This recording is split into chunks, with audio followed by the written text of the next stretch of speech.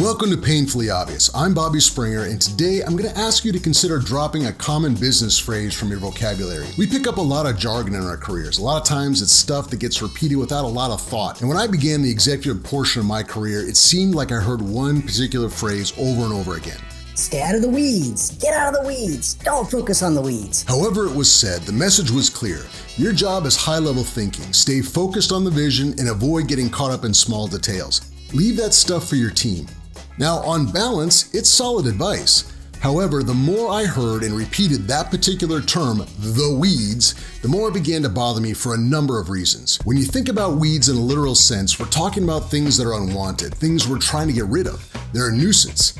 It's an incredibly negative description, and yet here we are, the leaders, using it to describe the very work that the majority of our colleagues are performing every day. And whether intentional or not, we demean their efforts by describing them in this way.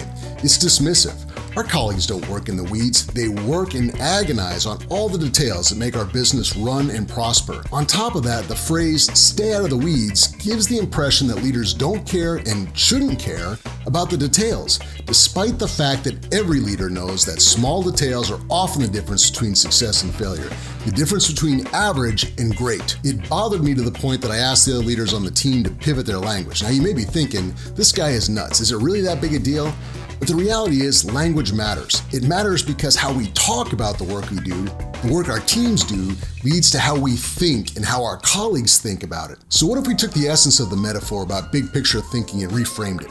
Let's agree, our teams don't work in the weeds, rather they tend the soil, the very soil where our company grows its products and services. As leaders, our job isn't to work in the soil, but to operate in the clouds, to make sure that the soil gets the right amount of sun, shade, and rain.